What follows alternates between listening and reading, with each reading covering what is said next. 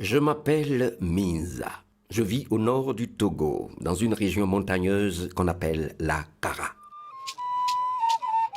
J'appartiens au peuple kabien, ce qui signifie paysan des pierres.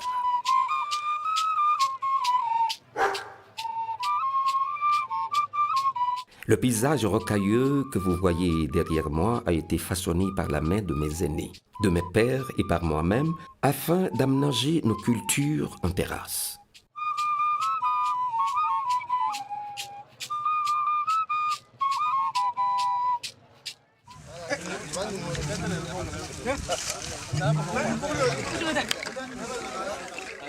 Chez nous, la tradition est au centre de la communauté et les rites et danses sont des éléments fondamentaux de notre cohésion sociale.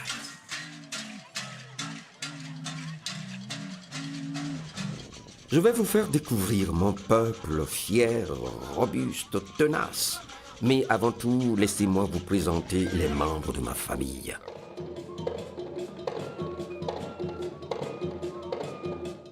Je suis chef d'une famille de 4 enfants. Le jeune homme avec la daba à l'épaule est Sozimna, le cadet de mes enfants. C'est un intrépide lutteur et un courageux travailleur, également un passionné de la danse traditionnelle.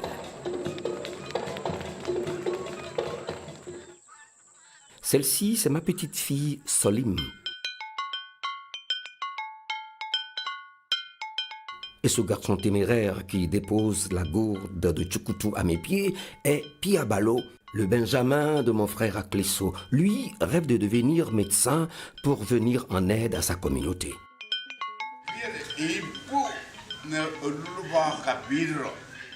J'ai été moi-même un grand champion de lutte respecté de tout le village.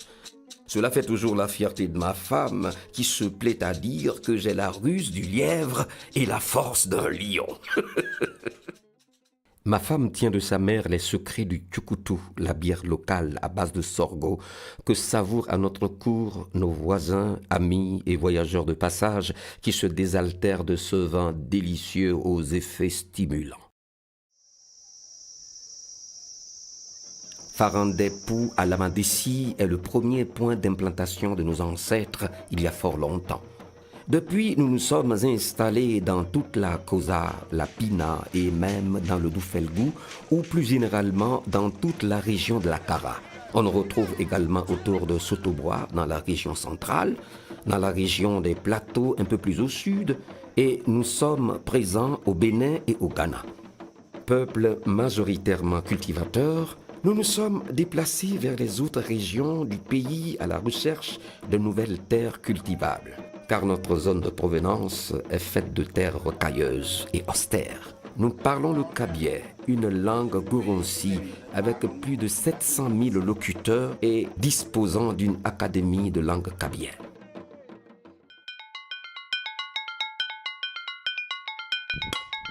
En plus d'être des cultivateurs hors pair, nous sommes d'habiles forgerons et travaillons depuis des siècles le métal par le feu.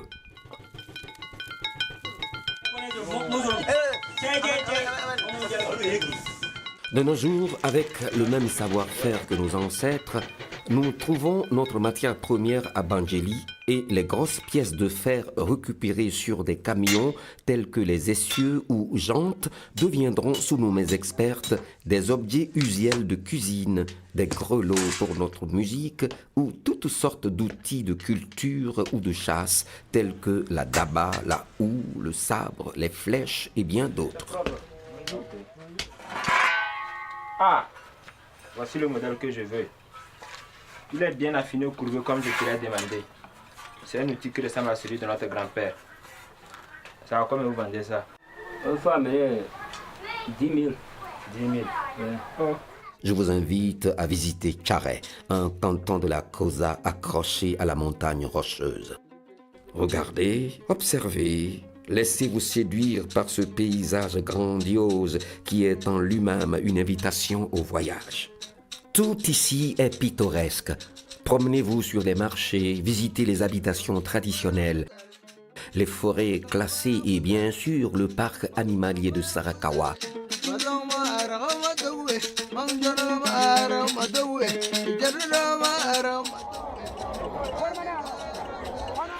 Kosa, nous nous distinguons des autres Kabyais par nos rites initiatiques dont les plus connus sont Evala pour les jeunes garçons et Akpema pour la jeune fille.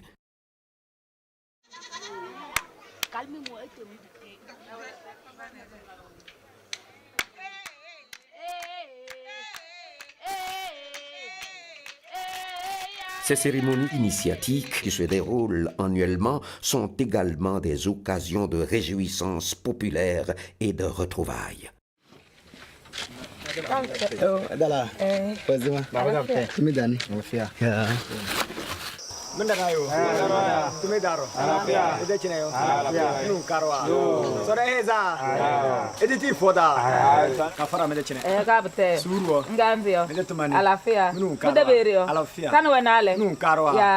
Dere malne paguda. Ne va pas ce soir.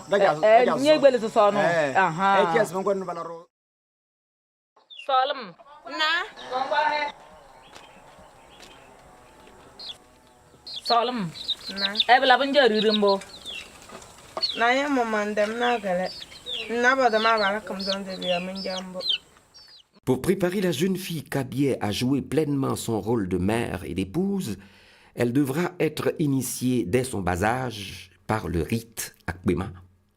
Il est important de souligner que dans la forêt, l'Akpenou, la jeune vierge initiée, devra s'asseoir sur la pierre sacrée, prouvant ainsi à notre communauté sa pureté préservée, faisant la fierté de sa famille et donnant confiance à son futur fiancé.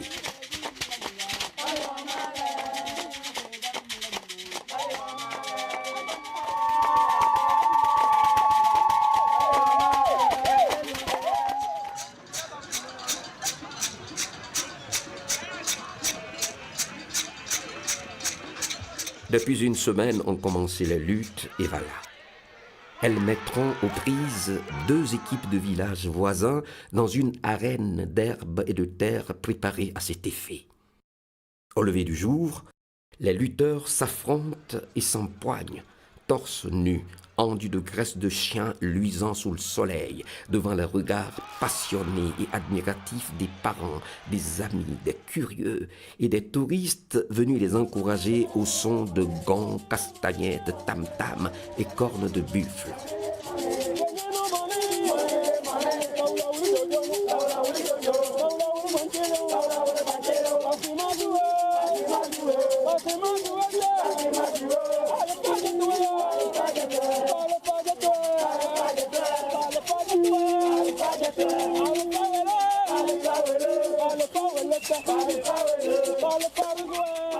Ces combats spectaculaires se déroulent selon des règles précises par équipe de 5 lutteurs venus là pour terrasser leurs adversaires.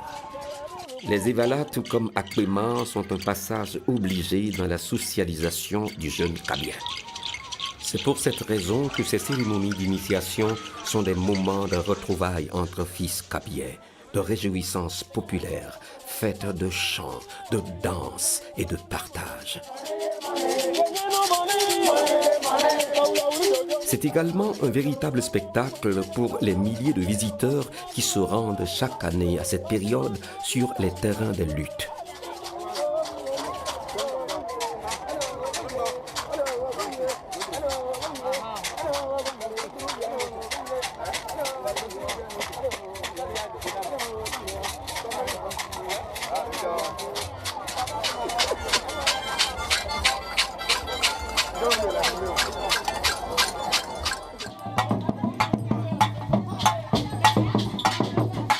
Les condonnants sont des jeunes garçons qui, ayant terminé leurs années de lutte, bénéficient tous les 5 ans du rite du port de collier.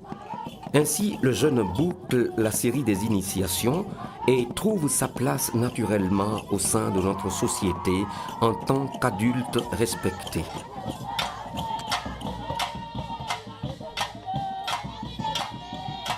Au lendemain de la clôture des Evala, les jeunes qui ont terminé leurs 3 ans de lutte deviennent Ezapa, aspirant ainsi donc à devenir Kondo.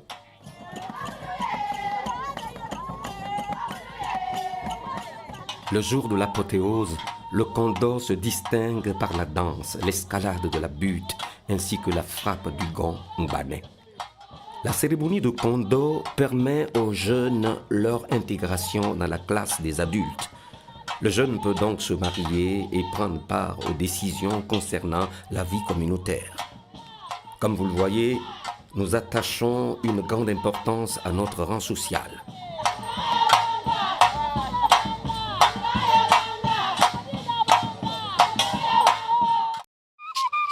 Que serait le peuple kabyais sans la danse du rabiet? En effet, le rabiet ou la danse des voyants n'est pas une cérémonie initiatique comme les autres, mais un rituel quinquennal fondamental pour la communauté. Dans le canton de Kichao, Sioukinjiao, la danse des fétiches qui a lieu en novembre est un prélude au rabiet. Le principal but de cette cérémonie est l'exorcisation ou le renvoi de la mort. La compétition contenue dans cette cérémonie vise à parfaire l'assise des règles de préséance fondées, après l'âge de la puissance physique, sur la puissance spirituelle. Elle permet aux danseurs d'être en communion avec le sacré. Ici aussi seront repérés les éléments qui se situeront à la pointe de la défense de la communauté lors d'une attaque extérieure, tant sur le plan visible qu'invisible.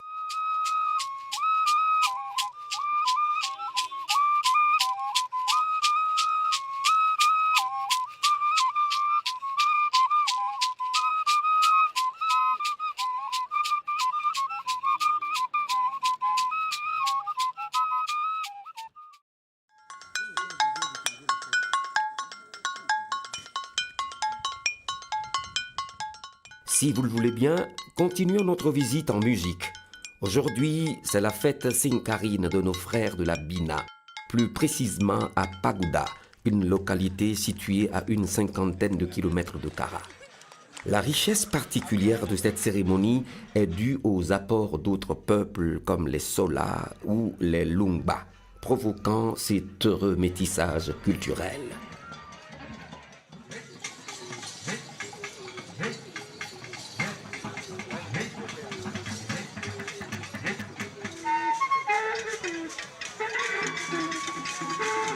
Devant tant de pureté spirituelle où rites et danses s'harmonisent depuis des siècles avec la beauté brute des paysages, le défi se pose aujourd'hui de la préservation de ce riche patrimoine inaltéré, intact, intemporel face à une mondialisation galopante, au brassage culturel et à la modernisation somme toute indispensable à l'évolution de notre peuple.